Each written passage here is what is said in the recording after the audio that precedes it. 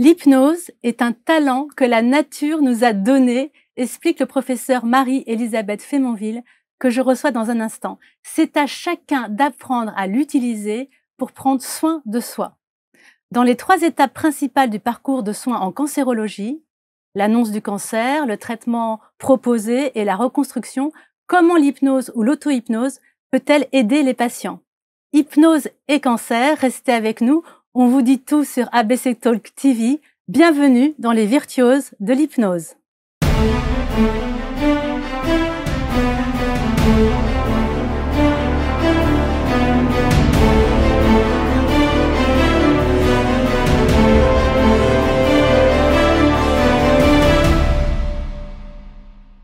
Alors, je reçois pour hypnose et cancer le docteur Aurore Marcoux, médecin anesthésiste. Bonjour Catherine. Bonjour, formée à l'hypnose. Et vous êtes auteur de ce livre, L'hypnose face au cancer, libérez vos super pouvoirs, aux éditions InPress, qui est tout à fait excellent. Et vous êtes accompagnée du docteur Marie-Elisabeth Fémonville, médecin anesthésiste aussi, mais pas que. Et c'est vous qui avez amené l'hypnosédation dans la chambre opératoire. Oui. Donc, nous avons élaboré dans les années 90 une technique qu'on appelle l'hypnosédation pour aider les gens qui sont motivés et qui peuvent utiliser cette technique d'anesthésie en cours de chirurgie pour rester conscient en cours de chirurgie avec l'aide de l'hypnose, être confortable et éviter ainsi les inconvénients pour certains de l'anesthésie générale. Et nous l'avons développé et nous avons très vite fait des travaux de recherche pour voir quel est l'intérêt de cette technique au bloc opératoire. Et progressivement, nous l'avons aussi introduit dans d'autres domaines, notamment pour les patients qui ont une pathologie chronique, comme les douleurs qui perdurent dans le temps, ou en oncologie, où les gens ont un parcours de soins quand même qui est parfois plus compliqué pour eux et qui ont besoin d'aide et des outils pour avancer dans leurs problématiques. Et puis aussi en soins palliatifs, nous l'avons utilisé. Et aujourd'hui, vous avez organisé Oasis, qui est un centre de bien-être pour aider les personnes en parcours de soins. Oui, au CHU de Liège, nous avons dédié un espace depuis décembre 2022. Nous avons un espace où les patients peuvent venir dans notre centre et avoir la possibilité d'avoir de l'aide pour leur bien-être. Et nous avons ainsi 21 activités régulières dans le centre.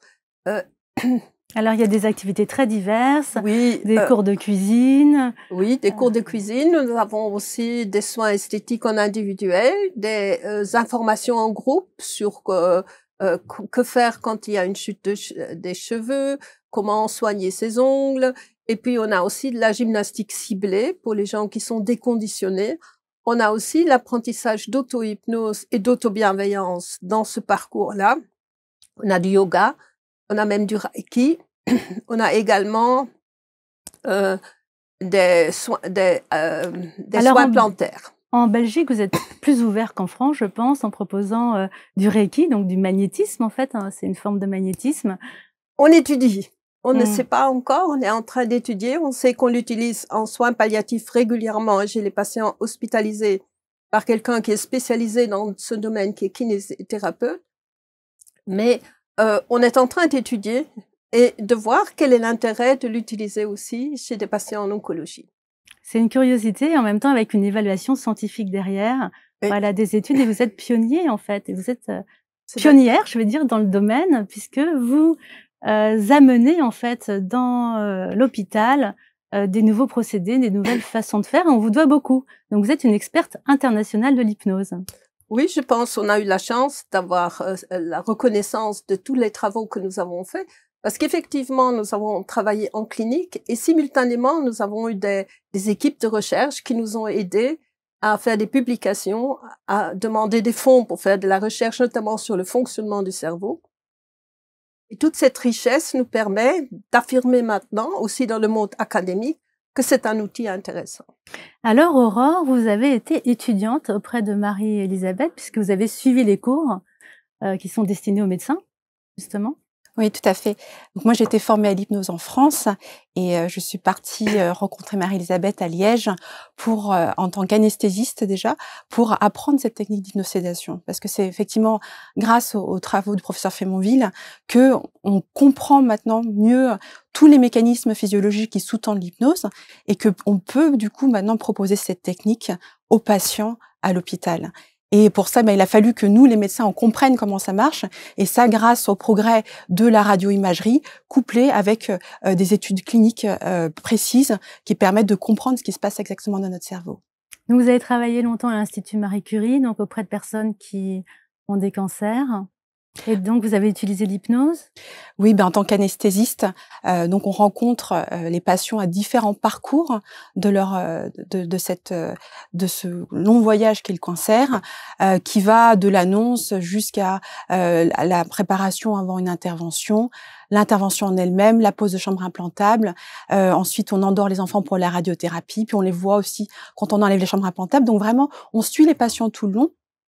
Et c'est là qu'on s'aperçoit que le cancer et les traitements procurent finalement plus d'effets secondaires que tout le reste, et que pour vraiment avoir le bénéfice du traitement, il faut prendre aussi en compte tous ces effets et pouvoir proposer des solutions pour mieux gérer ces effets secondaires. Mmh. Donc on voit pendant le parcours, à différents points, on peut rencontrer cette hypnose. Mais là, c'est presque technique, c'est presque à l'hôpital, ce qui peut être proposé, pas proposé. Mais là, on arrive dans une autre dimension avec cette idée d'auto-hypnose et d'auto-bienveillance envers soi. C'est-à-dire d'apprendre aux patients à faire de l'hypnose eux-mêmes, soi-même, pour pouvoir s'aider soi-même. Oui, et pour pouvoir l'implémenter dans leur vie de tous les jours. C'est pour ça aussi que nous combinons cette technique d'apprentissage d'auto-hypnose en faisant un exercice avec les patients pour qu'ils apprennent l'hypnose et en même temps, on leur donne des stratégies, comment prendre soin de soi. Et ces stratégies ont été élaborées notamment par rapport aux difficultés qu'ils rencontrent. Il y a beaucoup de difficultés que les patients décrivent et qu'on ne peut pas uniquement traiter avec des médications qui sont parfois les médicaments ont aussi des effets secondaires. Donc là, avoir une approche complémentaire peut être très riche et très intéressant pour les patients. Alors, comment vous présentez l'hypnose? Parce que je vous ai cité dans l'introduction en disant que c'est un talent que chacun a, mais qu'on ne sait pas qu'on a en quelque sorte. D'où l'objet de cette émission. L'idée, c'est de justement communiquer sur l'hypnose en parlant de ce talent inné, mais que parfois, on peut passer toute une vie sans savoir activer en quelque sorte. Alors, pour bien comprendre l'hypnose, je crois que d'abord, on doit s'intéresser qu'est-ce que c'est la conscience? La conscience ordinaire, que nous connaissons. D'ailleurs, notre conscience correspond à quelque chose que nous perdons au moment où nous endormons profondément et que nous récupérons quand nous nous réveillons.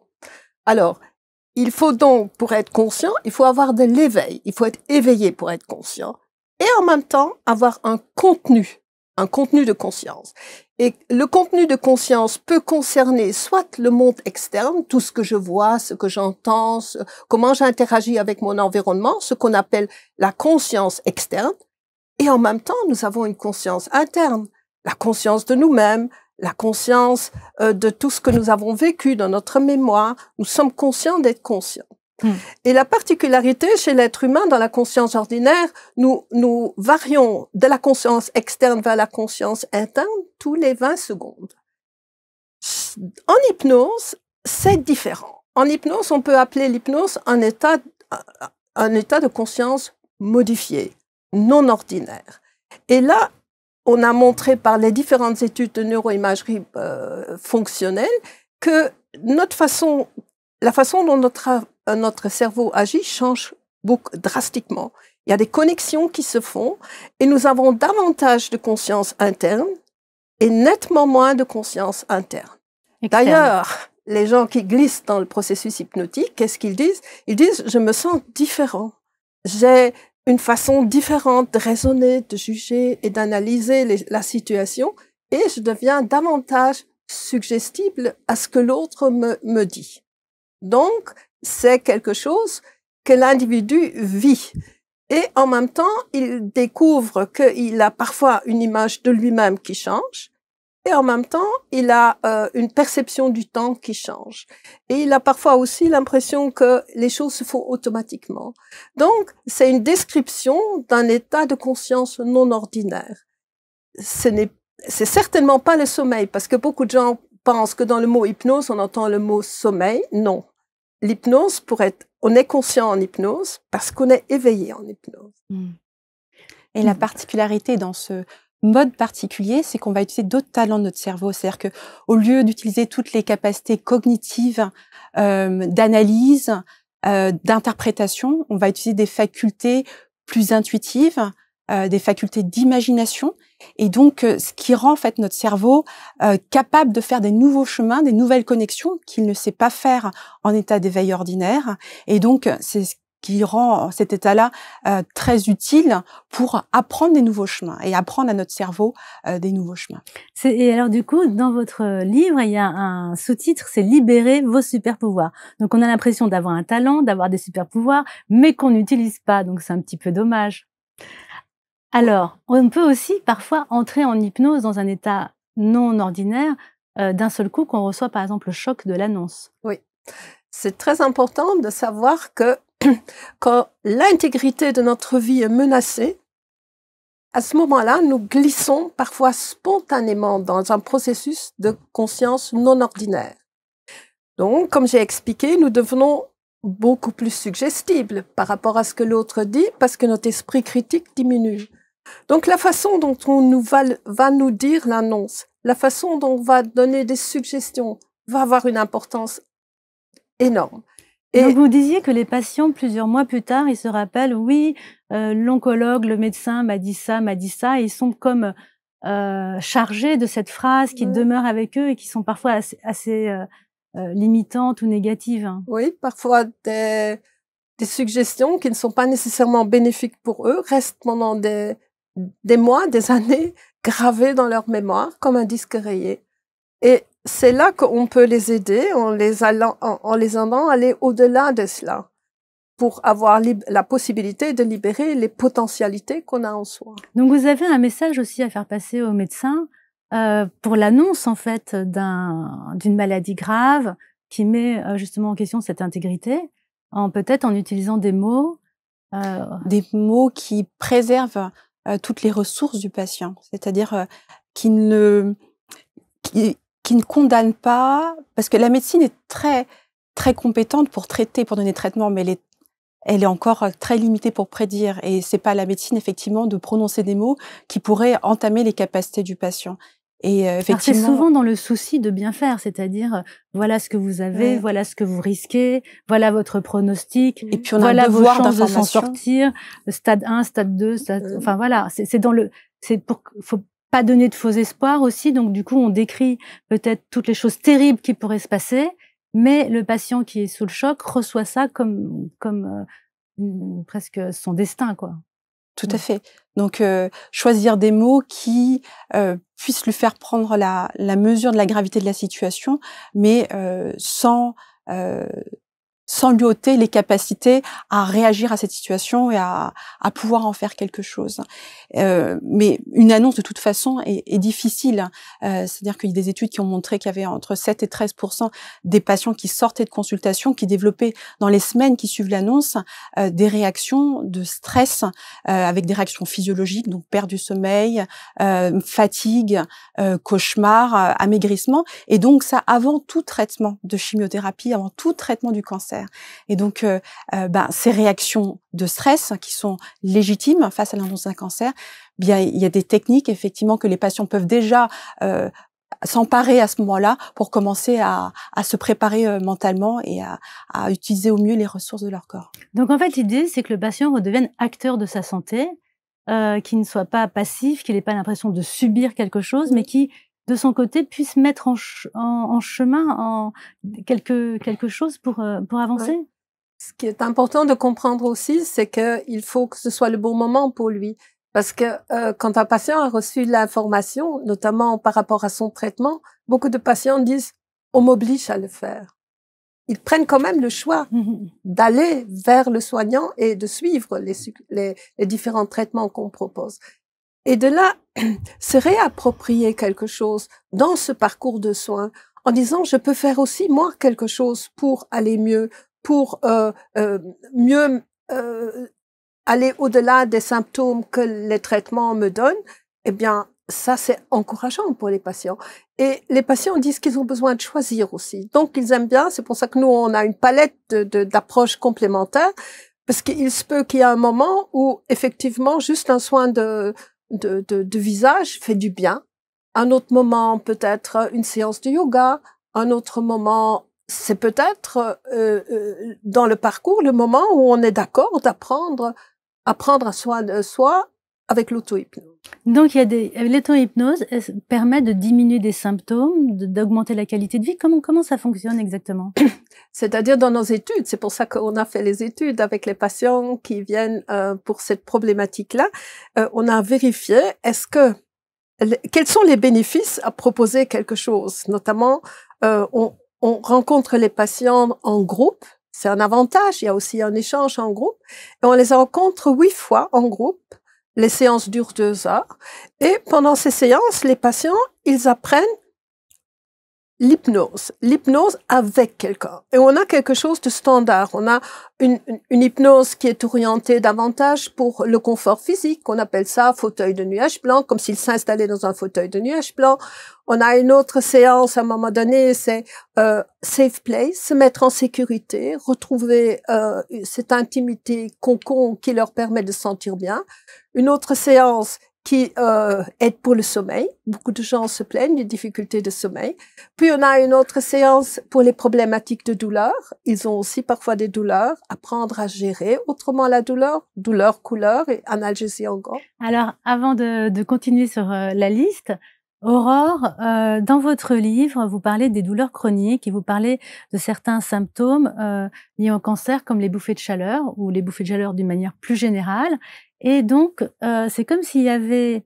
Alors moi, ce que j'ai compris, corrigez-moi bien sûr, donc j'ai compris que notre cerveau apprenait à faire quelque chose, apprenait à générer des sensations, par exemple, liées à un soin. Et puis, comme il apprend à le faire, il va le répéter comme ça de façon automatique. Alors, le mécanisme, effectivement, des symptômes chroniques, il y a un effet du conditionnement et quelque part un signal qui va perdurer dans l'activation cérébrale et qui reste là, même si la partie du corps est cicatrisée. Donc, qui survient plus de 3 mois après la cicatrisation. Et on observe effectivement il y a une activation du réseau de la douleur. Et donc tout le travail qu'on peut faire en hypnose, c'est apprendre au cerveau à désactiver petit à petit ces régions qui sont encore activées. Et c'est ce qu'on observe aussi avec effectivement de nombreux symptômes chroniques, les bouffées de chaleur qui correspondent à une activation du centre des nausées et vomissements, qui sont conditionnés, par exemple, par... moi, je me souviens d'une patiente qui, en arrivant en taxi, qui montait les marches de l'Institut Curie, qui déclenchait déjà les bouffées, des bouffées de chaleur ou alors des nausées avant même d'avoir des traitements. Donc le cerveau se conditionne, il répète et ensuite il a tendance à le répéter sur d'autres circonstances. Donc en hypnose, on peut faire des visualisations positives, par exemple, désancrer des visualisations négatives, calmer des peurs, des angoisses, En hypnose, effectivement, on peut apprendre au cerveau à réagir différemment dans une même situation ou face à un symptôme, pouvoir commencer à défaire le symptôme pour diminuer son intensité, diminuer sa fréquence. Alors, est-ce qu'on peut faire un petit focus sur les bouffées de chaleur, thème qui m'intéresse à titre personnel. Et donc, comment expliquer, qu'est-ce que peut proposer l'hypnose là-dessus? C'est-à-dire, est-ce que on s'entraîne quand la bouffée de chaleur arrive, on apprend à la diminuer, on fait des visualisations de froid. Un peu, on parlait aussi des grands brûlés hors antenne. Il y a des métaphores, en fait. Notre inconscient aime les métaphores. Donc, si on imagine de la glace, une cascade de fraîcheur, des choses qui viennent chercher du froid quand on éprouve beaucoup de chaleur, du coup, ça vient calmer le symptôme. Donc, quand vous éprouvez des bouffées de chaleur, en fait, vous avez une activation donc des centres, notamment les centres de thermorégulation, qui vont aller agir sur différents organes. Par exemple, dilater les pores de la peau, faire transpirer, avoir le cœur qui bat la chamade. Et en fait, quand vous mettez en auto-hypnose, en fait, vous quelque part vous concentrez votre cerveau pour que il arrête ce réflexe-là et justement qu'il puisse le dévier vers autre chose. D'accord, donc l'état d'hypnose en lui-même vient couper ce qui est en train de se passer en fait. Tout à fait. D'accord. Et donc là, sont utiles toutes les métaphores qui peuvent arrêter. Et donc là, c'est vraiment chaque personne trouve ses clés, trouve son outil. Donc effectivement, une métaphore quand on parle de métaphore, c'est parce que ce cerveau inconscient, il comprend bien les images. Oui. Et si on vous dites, mais je me souviens de comment c'était sous une douche, une cascade d'eau fraîche, je m'en souviens bien. Et donc vous utilisez cette image-là, et ce faisant, vous activez les aires sensorielles qui correspondent à la fraîcheur, et donc vous contrez l'activation des aires qui sont sollicités par la bouffée de chaleur. Par la capacité de notre imagination et dans cet état modifié de conscience. Oui, alors c'est pas simplement d'imagination, on active des aires sensorielles. Et ce qu'ont montré toutes les études en radiologie, en neuroimagerie, c'est que on va aller activer des aires qui ne sont pas activées par nos sens. C'est-à-dire que c'est l'imagination d'être sur une cascade fraîche va me faire éprouver la fraîcheur de la cascade. Et je vais le vivre en fait avec mes sens. Tout à fait. Ouais. C'est une imagination, disons, qui a un effet physiologique immédiat sur mon corps. Oui, c'est-à-dire qu'on voit les aires cérébrales qui s'activent. Donc les premières expériences qui ont été faites en hypnose à Harvard, ils montraient par exemple des panneaux en couleur et des panneaux en noir et blanc. Ils demandaient aux gens de projeter de la couleur dessus, et en fait on voit le cortex lingual et fusiforme qui va aller s'activer, qui augmente son activation. De même, si vous prenez des musiciens, vous les mettez dans une pièce parfaitement silencieuse, mais que vous leur demandez en hypnose de revivre un morceau de musique, ils vont les activer les aires auditives, alors même que leurs sens n'écoutent pas, n'entendent pas de son. Donc, c'est-à-dire qu'on est capable d'interagir avec notre cerveau indépendamment des stimuli sensoriels.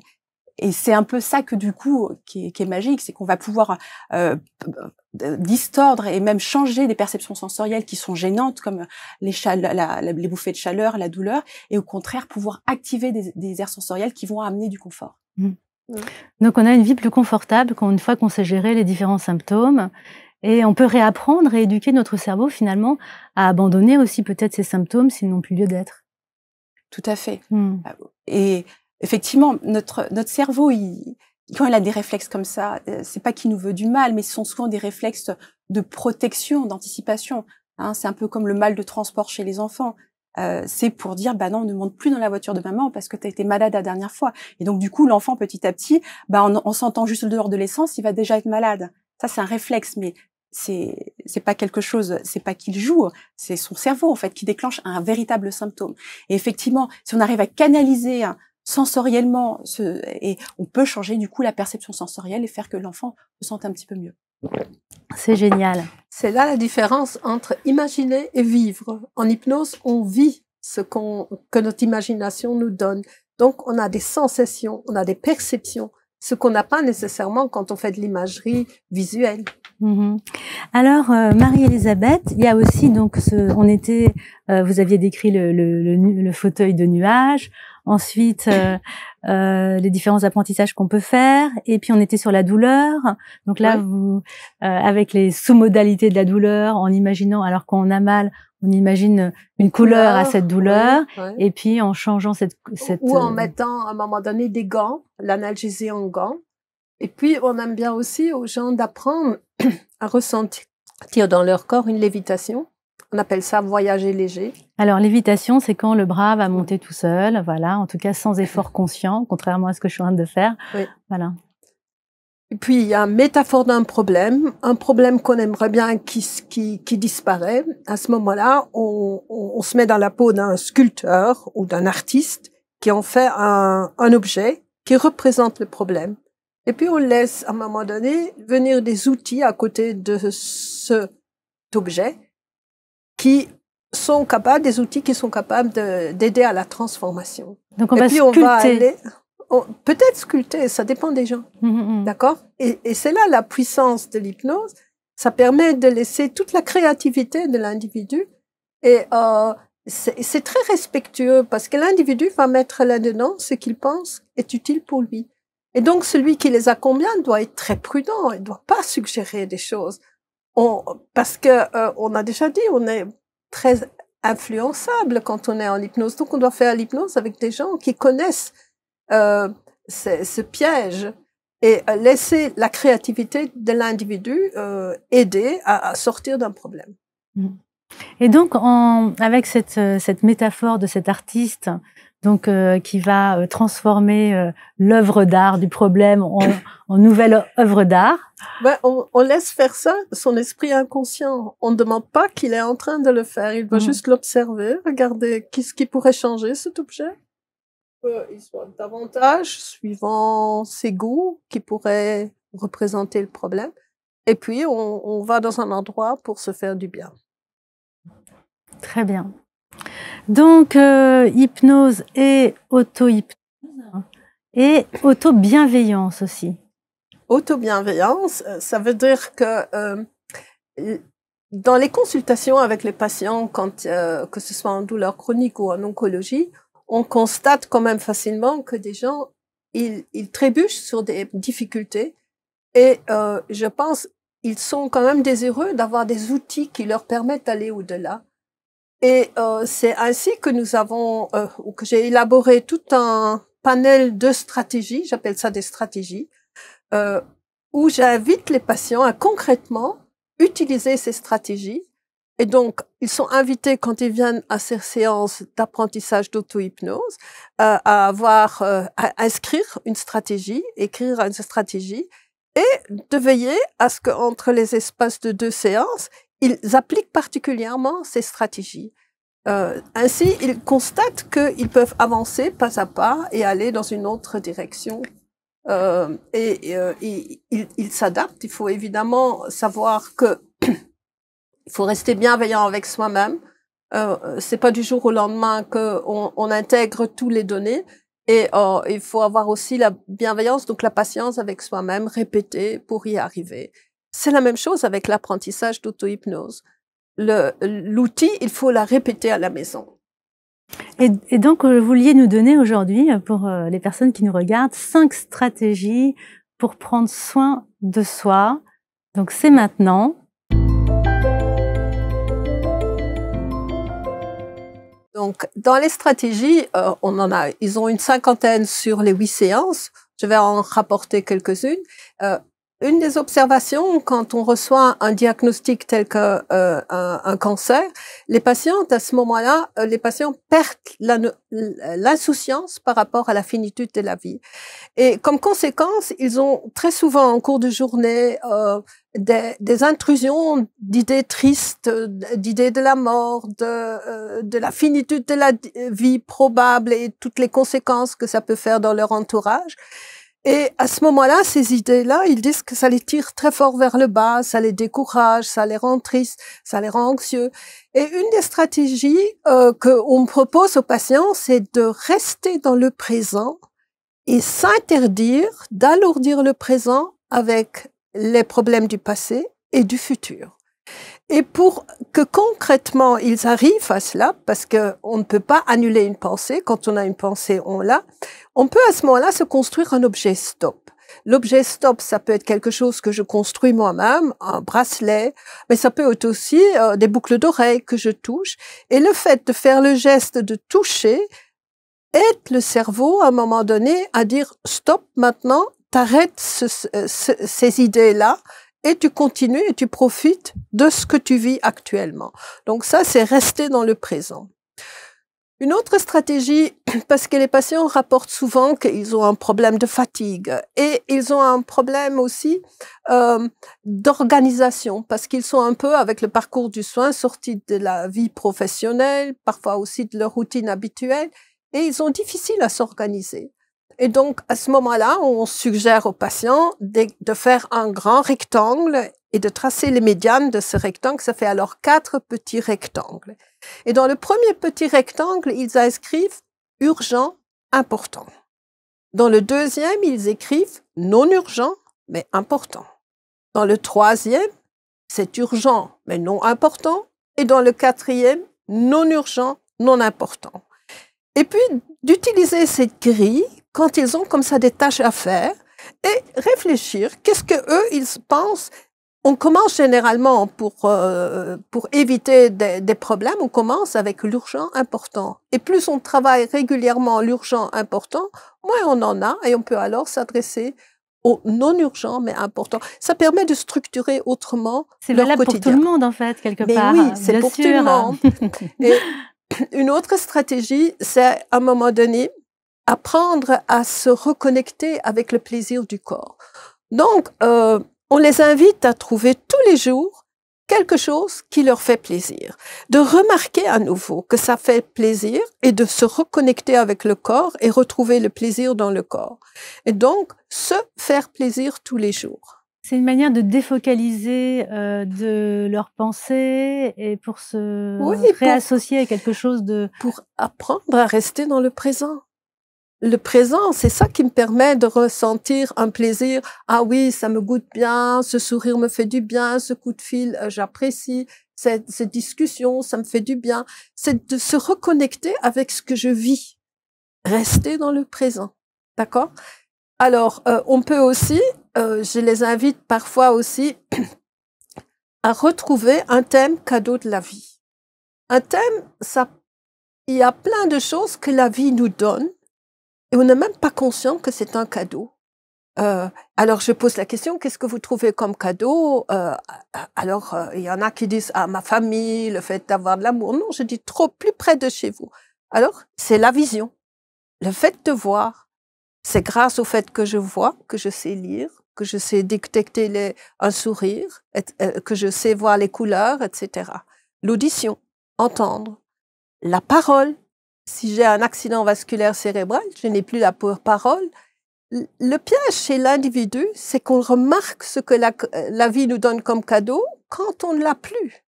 Mais c'est dommage. Autant de le remarquer que quand on l'a encore. Donc, s'exercer d'en remarquer au moins plusieurs fois par jour un cadeau que la vie nous donne. Alors, il y a aussi des stratégies pour les patients qui disent « j'ai des difficultés de sommeil, je n'arrive pas à bien dormir ». Il faut savoir que pour le sommeil, pour s'endormir, c'est important de comprendre que c'est un savoir-faire de mon corps. C'est le corps qui me donne le cadeau de dormir.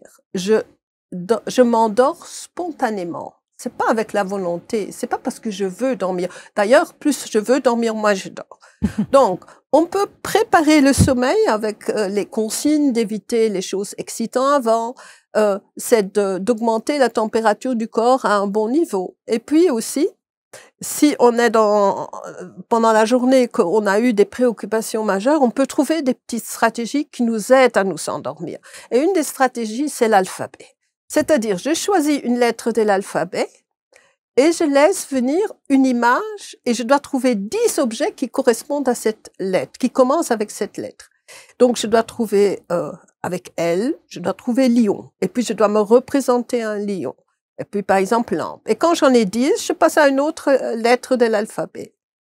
Jusqu'à maintenant, je n'ai pas encore eu une carte que j'ai invité les gens de m'envoyer quand ils auront fait tout l'alphabet. Pour des gens très méticuleux, eux, ils aiment bien d'arriver à le faire. À la fin, ça peut les énerver. Et donc là, je propose une autre stratégie. C'est qu'ils réfléchissent à quelque chose qu'ils ont vécu, un voyage, quelque chose qu'ils ont bien aimé. Et ils sont engagés comme raconteurs, comme conteurs, dans un Orient Express. La consigne qu'ils ont reçue, c'est qu'ils doivent raconter de la même façon à tous les voyageurs leur voyage. Et ils commencent avec le dernier wagon. Il y en a une vingtaine. Et ils doivent raconter chaque fois à chacun des wagons, aux voyageurs, la même histoire. Cela aussi, ça permet de défocaliser l'attention des problèmes et de se laisser glisser à un moment donné spontanément dans le sommeil. Parce que le piège dans le sommeil, c'est que les gens, à un moment donné, veulent le contrôler avec la volonté. Et quelque chose qui est très important à savoir quand on veut bien dormir, c'est de bannir l'heure. Pendant la nuit, je perds la notion du temps. Donc, c'est important de laisser de côté toute notion du temps pendant la nuit. Ces stratégies concrètes permettent aux gens, à un moment donné, de retrouver une façon de faire concrètement pour améliorer leur quotidien, améliorer la qualité de vie qu'ils ont et influence aussi les détresses émotionnelles qu'on peut parfois rencontrer dans ce contexte-là et améliore l'humour, L'humour et l'humeur. l'humour et l'humeur et leur permet de retrouver de nouveau de l'énergie pour leur quotidien et l'activité physique peut aider là-dedans aussi. Et donc, Aurore, vous utilisez aussi dans vos consultations hypnose ce genre de conseils pratico-pratiques? Vous donnez des tâches aux personnes que vous recevez ou pas du tout? Alors, je m'adapte à chaque personne qui vient, mais ce qui est sûr, c'est que toutes les stratégies qu'on va proposer aux patients sont des stratégies où ils vont pouvoir à nouveau faire confiance dans les capacités de leur corps pour retrouver des talents comme le sommeil, une capacité à gérer la douleur, à trouver leur confort par eux-mêmes sans dépendre forcément de l'action d'un médicament. Et cette capacité à utiliser son corps. Je me souviens d'une patiente qui me disait, mais en fait, j'arrêtais pas pendant le cancer de me battre avec mon corps. Oui. Et là, j'en ai fait une alliée. Un allié. Alors, on peut être très fâché contre son corps quand on a une maladie en disant, mais qu'est-ce que mon corps me fait? Mais c'est pas possible. Pourquoi je produis ça? Qu'est-ce qu'il me veut? Qu'est-ce qui se passe? On peut être très en colère en disant, j'arrive plus à dormir, j'arrive plus, enfin. Et là, du coup, on se réconcilie parce qu'il y a beaucoup de gens qui disent, quand on parle de cancer, il faut que je me batte contre mon cancer, il faut que je me batte comme un guerrier, un combattant. Mais c'est une très belle métaphore, effectivement, et c'est pour certains.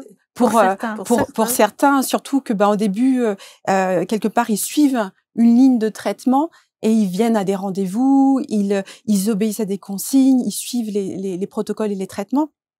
Mais en fait, on voit que cette métaphore guerrière, sur le long terme, elle est insuffisante. C'est-à-dire que derrière, il faut reconstruire quelque chose où il suffit pas juste d'être un gentil petit soldat. Il faut aussi se construire soi-même. Il faut trouver un nouvel équilibre par soi-même. Et cet équilibre, il y a que chaque patient qui peut le faire. Les médecins peuvent pas le faire. Mais alors, du coup, on peut se poser la question parce que du coup, le corps doit être considéré comme un allié, justement, c'est le corps qui nous endort, c'est le corps qui nous fait respirer quand même quand on n'y pense pas. C'est le corps qui a plein de fonctionnements merveilleux, automatiques et qui fonctionnent parfaitement. Et en même temps, quand la maladie survient, on a cette réaction d'être fâché ou d'être en détresse, en fait, tout simplement, par rapport à ce corps qui fonctionne plus pour telle ou telle... Détresse légitime, mais on peut l'encourager, le corps. C'est-à-dire que même s'il y a des cellules folles qui ne devraient pas être là, on peut encourager les autres cellules du corps. Et donc, moi, j'ai beaucoup de patientes qui apprennent à parler à leur corps, parler à leurs globules blancs pour les aider à remonter. Et on ne sait pas comment, mais ça marche. Hein. Donc, pour sortir d'aplasie, elles encouragent leur corps. Et c'est ça qui est en fait une forme de bienveillance. C'est-à-dire, non pas fustiger son corps en disant « mais pourquoi je suis encore en aplasie ?» mais au contraire dire « je vais me concentrer pour favoriser toutes les ressources qui sont en moi pour cicatriser, pour activer les cellules de mon corps, pour faire qu'elles se régénèrent encore plus vite. » Et ça, la médecine n'est pas expliqué pourquoi, mais il y a des résultats. Donc, c'est des visualisations, en fait, sur des fonctionnements pour remonter les globules, pour... Je pense que l'imaginaire est un allié pour notre corps.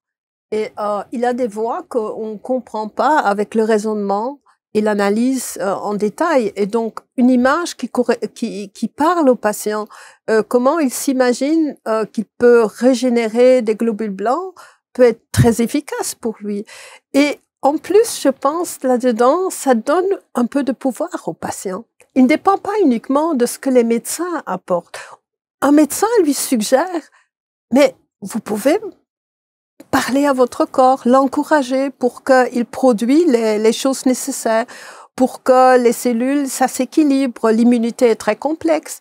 Et dans l'immunité intervient aussi le psychisme. On sait maintenant, c'est la psychoneuroendocrinologie. Donc, il y a des fondements de connaissances qui sont basés là-dessus, mais on ne comprend pas encore tout. Mais les encourager, je crois que ça donne à ce moment-là, le patient de nouveau dans le rôle acteur. Et c'est ça qu'ils apprécient beaucoup Donc, dans le parcours du soin. Ça peut être des métaphores guerrière pour certaines personnes, vous disiez, et pour d'autres, pas du tout, en fait. Oui. Au contraire, le corps est un allié, on se mobilise et il n'y a pas de guerre, en fait. Oui. Parce que pour certains, le fait de parler de guerre, on a un ennemi caché et on ne sait pas. Donc, on doit être en permanence sur ses aguets parce qu'on ne sait pas quand il va attaquer. Donc, cette métaphore ne correspond pas à ce qu'il ressent. Ce sera plutôt en faire un allié. Et je crois ce qui est important aussi, et ça on discute aussi dans les groupes, c'est le fameux pourquoi. Pourquoi ça m'arrive? Pourquoi moi? Etc. Parce que il y a comme s'il devait mettre une réponse là derrière. Et moi, je pense qu'il y a des situations où le questionnement pourquoi n'est pas adapté. On devrait remplacer le pourquoi par comment. Comment est-ce que je peux faire maintenant pour retrouver une qualité de vie, pour retrouver de l'énergie, pour améliorer ma situation? On remplace en médecine, je crois, il y a des situations où on a vraiment intérêt à remplacer le pourquoi par le comment, parce que le pourquoi peut amener certains patients sur des pistes qui vont les culpabiliser en plus. Et particulièrement dans certains gourous viennent avec des hypothèses qui n'ont jamais été prouvées scientifiquement. Il y a des gens qui sont persuadés parce qu'ils ont connu un stress ou une vie plus difficile qu'ils ont leurs problèmes. Mais il y en a d'autres qui ont un stress peut-être encore plus important qu'eux, qui ne font pas ce problème-là. Parce que la survenue du cancer est quelque chose, on appelle ça en médecine multifactoriel. Beaucoup de facteurs qui participent à cela. Donc, apporter une réponse simple à une question complexe et quelque part les mettre en erreur et les culpabiliser, donc encore leur donner un poids supplémentaire. Non seulement je suis malade, mais en plus c'est de ma faute parce que j'ai pas digéré ma relation avec un tel ou ce qui m'est arrivé ou cet événement-là. Et... Donc, je crois que discuter cela avec les patients peut aussi les aider d'aller au-delà et de dire comment je peux faire maintenant. Et là, les stratégies, comme tu proposes, sont tout à fait adaptées. Puis des maladies graves sont l'opportunité aussi pour les patients de prendre conscience de ce qui fait vraiment sens pour eux. Oui, c'est ce que vous disiez quand vous enleviez les chambres, comment ça s'appelle Quand on enlève les chambres implantables, on a vraiment des témoignages fabuleux de patients qui ont dit comment ils ont changé leur vie, qui ont quitté un travail qui les intéressait pas pour vraiment se consacrer à une passion, déménager, faire ce qu'ils avaient jamais osé faire. Donc certaines personnes disent merci mon cancer qui m'a permis d'eux, mais c'est pas le cas quand même de tout le monde. Non, mais c'est un pourcentage peut-être. Oui, mais je pense que c'est là qu'il faut éviter les recettes. Je crois qu'il faut vraiment être à l'écoute de l'autre et chacun trouve sa voie, la façon dont lui il avance avec cette problématique de la maladie et les soins que ça nécessite. Et éviter, avec des théories un peu folles, d'alourdir encore leur vie.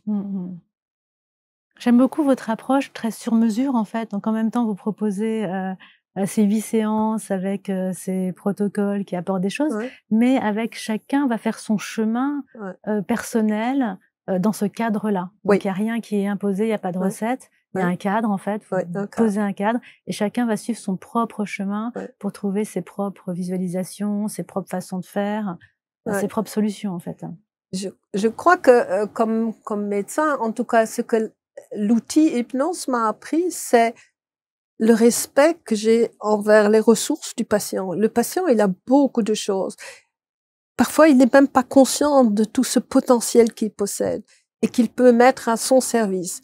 Et de respecter cela, de le considérer comme une personne qui sait dans quelle direction il a besoin d'aller, c'est lui qui sait, et on accompagne. Et s'il a l'impression d'être bloqué, on est là pour peut-être, pour qu'il trouve la voie qu'il devrait peut-être utiliser ou qu'il doit utiliser pour pouvoir avancer de nouveau dans sa problématique. Alors, on a très envie de savoir, Marie-Elisabeth, comment vous avez découvert l'hypnose et surtout, qu'est-ce que l'hypnose vous a apporté à vous-même?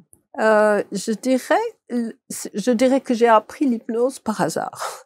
Il y a, dans notre service, il y a un anesthésiste suisse un professeur d'anesthésie de Genève, Alain Forster, qui est venu dans notre service nous expliquer qu'il utilisait l'hypnose dans le domaine des grands brûlés.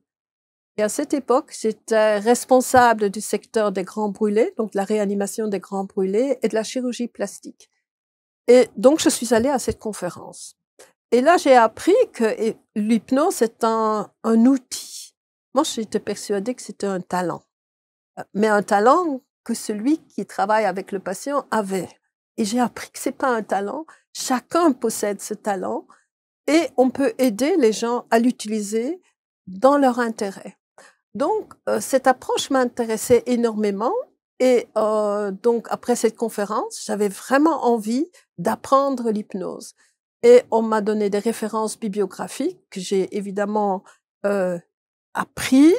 Et comme je travaillais en même temps dans le secteur de la chirurgie plastique, au bloc opératoire, j'ai constaté, et je crois que là, on est sur la même longueur d'onde, que l'humain, l'approche, la relation est aussi important que les outils qu'on a, les médicaments, les surveillances, etc. Et je me disais, ça peut être un outil aussi en chirurgie. Et c'est ça qui a fait que j'ai développé ça comme une technique d'anesthésie. Et le hasard des choses a fait que, évidemment, comme je venais du Fonds national de recherche, chez nous, vous avez en France l'INSERM, j'avais envie de valider. Est-ce que vraiment ça apporte? Et donc, en collaboration avec des équipes, on a validé d'abord en clinique, et puis après, on a eu l'occasion de travailler avec les équipes de recherche sur la neuroanatomie fonctionnelle, le cerveau, avec Pierre Maquet et Steven Lorez. On a exploré le fonctionnement du cerveau en hypnose, et c'est comme ça que progressivement, on a pu faire des publications, parce que c'est ça qui donne crédit à un outil quand on publie. Et dans mon parcours clinique, à un moment donné, on m'a demandé d'être chef de service dans le secteur de l'algologie, donc les problématiques de douleurs chroniques, et soins palliatifs et oncologie. Et c'est donc comme cela que j'ai introduit la technique apprentissage d'auto-hypnose dans ce domaine-là, parce que une hypnose, comme on fait au bloc opératoire, n'est pas suffisante dans des problématiques chroniques. Il faut vraiment que le patient s'approprie l'outil et utilise au quotidien et affine progressivement la technique dans son intérêt. Aurore, vous êtes d'accord? Ah oui, complètement. Moi, je l'ai appris en tant que clinicienne, c'est-à-dire que les techniques d'anesthésie maintenant sont extrêmement fines. On peut endormir un pied, une main, un doigt, et en fait, on est amené à faire de plus en plus de chirurgie éveillée. Et en fait, en tant qu'interne, je m'étais confrontée à des échecs de chirurgie loco-régionale parce que les patients étaient complètement subissaient leur réaction de stress, et donc on était obligé de convertir en anesthésie générale. Et moi, c'est ce qui m'a amené à rechercher une technique complémentaire des techniques d'anesthésie loco-régionale pour pouvoir accompagner les patients à travers des interventions et puis donc après à travers la maladie, des épreuves et plus loin. Et donc, en bloc opératoire, vous intervenez aussi sur des très jeunes enfants? Alors, l'hypnose, effectivement, est un outil pour accompagner les enfants vers un soin qui finalement... les enfants, quand ils sont petits, ils peuvent pas comprendre le lien de causalité, donc ils savent pas pourquoi est-ce qu'on leur applique un masque, pourquoi est-ce qu'il faut se faire endormir pour retirer des végétations, ils peuvent pas comprendre ça. Donc, tout pour eux est une agression au niveau sensoriel. Et en fait, avec l'hypnose, on entre en relation avec l'enfant et on transforme quelque part tout cela en jeu. Donc, je me souviens d'une petite fille qui est arrivée, une petite fille de 4 ans qui est arrivée en disant « Ah, j'ai vraiment faim », parce qu'elle était à jeun. Et alors, on lui a demandé « Mais qu'est-ce que t'aimes manger, toi ?» Elle m'a dit « Bah, un gâteau au chocolat. » Et là, avec l'infirmière anesthésiste, on a commencé à dire « Mais si, on allait faire un très bon gâteau au chocolat aujourd'hui pour ta maman. » Et donc, elle a commencé à imaginer les ingrédients. Donc, j'ai une petite vidéo où on voit, elle dit « Mais là, je rajoute de la farine, du beurre. » Et elle tourne. Et ce faisant, on lui mettait le masque d'anesthésie, puis elle s'est endormie en faisant son gâteau. Voilà, donc c'est des techniques de jeu comme ça. En fait, on entre en relation avec l'enfant, qui fait que finalement, ils vont mettre en sourdine tout ce qui pourrait être agressif pour eux, pour finalement mémoriser le meilleur. C'est-à-dire le fait d'être dans un jeu, d'être accompagné, puis finalement ils vont se réveiller après l'intervention en ayant un souvenir qui soit correct de l'intervention et qui n'auront pas peur de revenir la fois d'après. Donc, tous ces états d'auto-hypnose qu'on apprend peut nous aider évidemment au cours des traitements, si on a de la radiothérapie, pour les symptômes derrière, quand ça chauffe, on peut mettre du froid, etc. On va créer ses propres visualisations donc pour aider le parcours du soin. Puis après, il y a, une fois que les soins ont fonctionné, cette période de reconstruction, cette période où les soins s'arrêtent finalement, on n'a plus besoin d'aller à l'hôpital, on se retrouve un petit peu tout seul. Et là, d'après les chiffres, beaucoup de personnes dépriment alors que justement tout va mieux. Et c'est là où peut-être le stress se relâche, mais elles se sentent un petit peu abandonnées finalement par le corps médical. Et c'est l'après-cancer, la période de la reconstruction. Et là, l'hypnose peut de nouveau avoir une utilité. Effectivement, c'est un peu comme le baby blues quelque part en postpartum, c'est-à-dire que une fois qu'on rentre avec son bébé tout seul à la maison, qu'on se rend compte qu'on est un être tout démuni, là après le cancer, bon, c'est une autre forme de blues, mais effectivement, on se sent lâché par le corps médical. C'est-à-dire là où il y avait des rendez-vous qui étaient extrêmement réguliers, tout d'un coup, on n'a plus qu'une surveillance scanner tous les ans, par exemple. Et surtout, nos patients se rendent compte que ils ont une vie qui n'est pas la vie antérieure. Ils ne sont plus les mêmes qu'avant le cancer, et que cette vie, ils vont devoir la reconstruire finalement, complètement. Et les proches parfois comprennent pas parce que ils disent voilà, t'es malade, hein, t'es guéri, donc c'est comme avant. Et il y a une indifférence, effectivement, de la part des proches, mais aussi des employeurs, qui disent, mais si t'es guéri, normalement, tu devrais aller bien et tu devrais être de bonne humeur. Or, comme avant, qu'ils disent. Comme avant. Or, on n'est jamais comme avant. Ouais. Parce qu'ils sont passés par un parcours difficile. Et donc, c'est là que c'est intéressant de leur donner la possibilité d'avoir des rencontres avec des soignants, mais du côté, comment prendre soin de soi. Il y a les psychologues qui peuvent rencontrer dans des consultations individuelles, mais il y a beaucoup de gens qui ont des appréhensions à aller chez les psychologues. Et donc, dans des centres de bien-être, ça peut être une occasion d'aller revoir des personnes. Et chez nous, il est ouvert 5 ans après le cancer, après l'arrêt. Parce qu'il y a des gens qui sont pas capables, qui ne voient pas l'intérêt pendant leurs soins d'aller dans ce centre.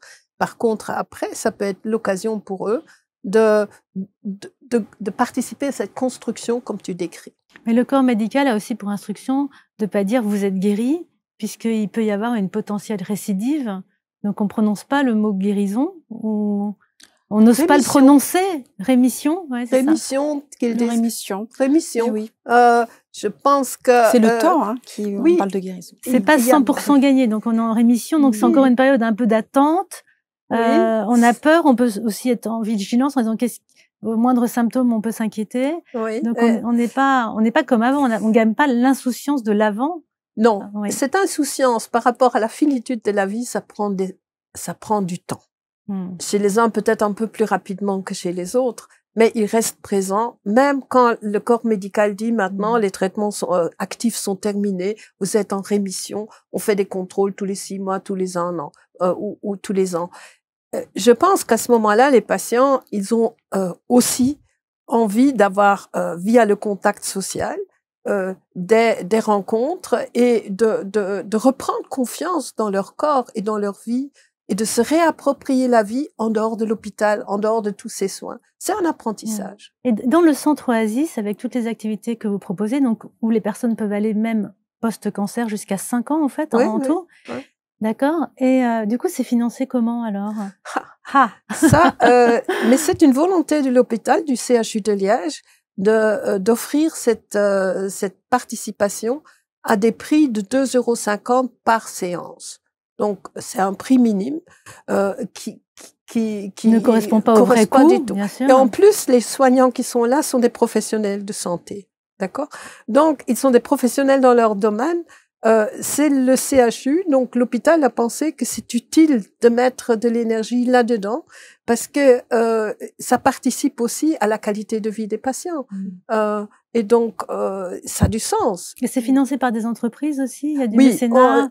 On a la possibilité d'avoir eu déjà au départ pour pouvoir construire parce que l'architecture du centre est très beau, avec des décorations tout à fait particulières.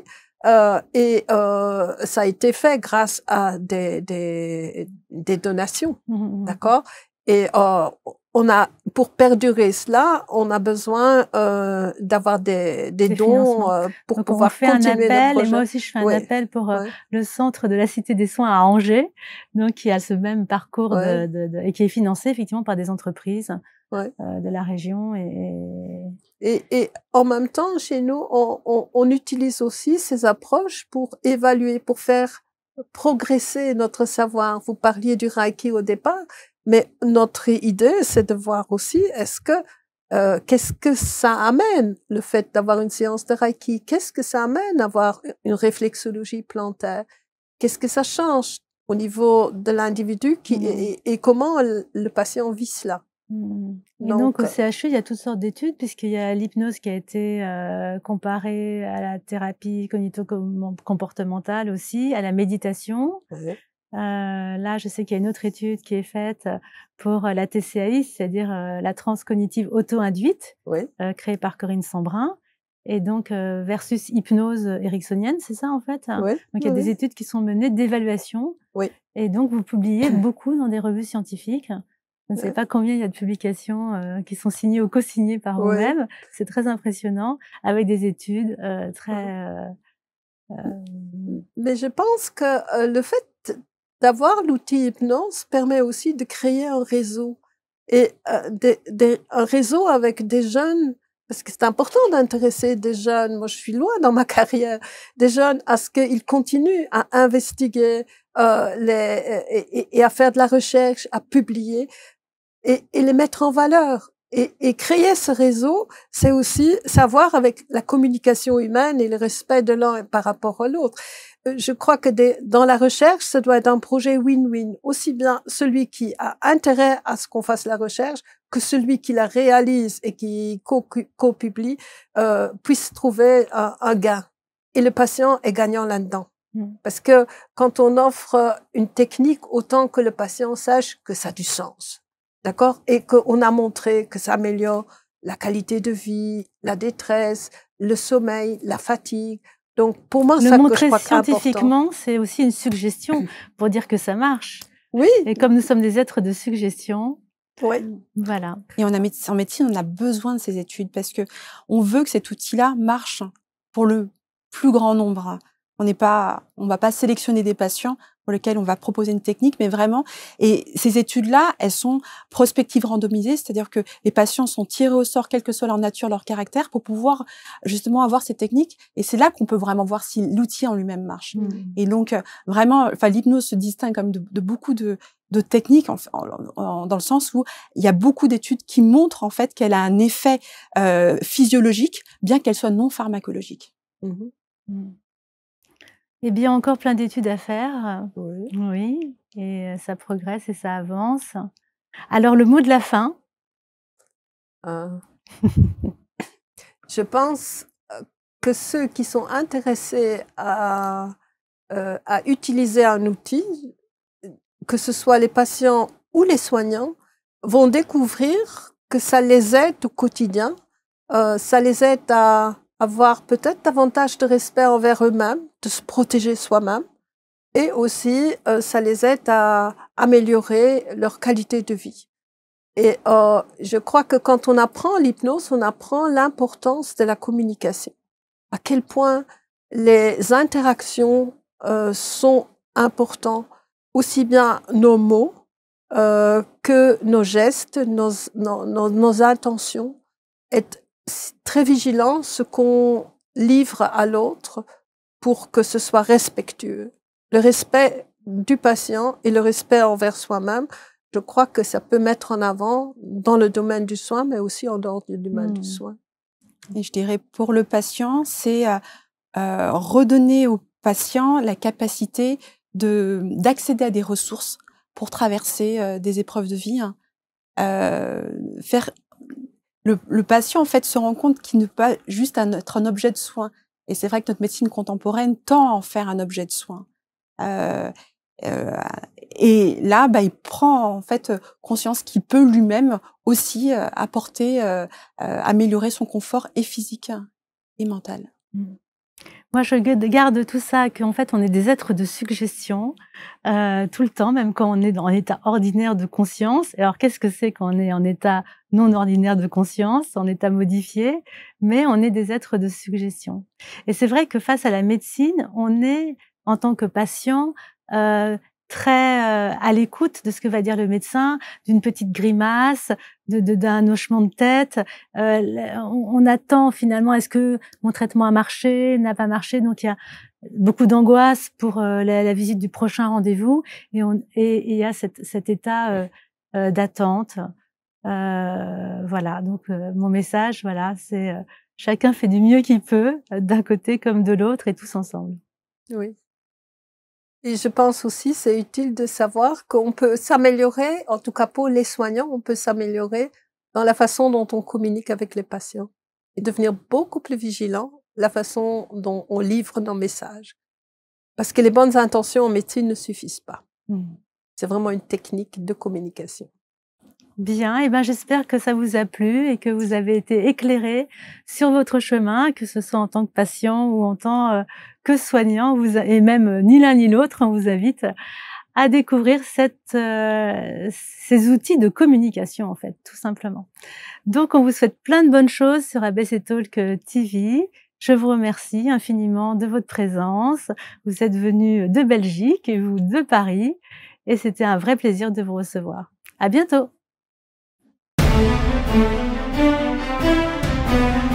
Thank you.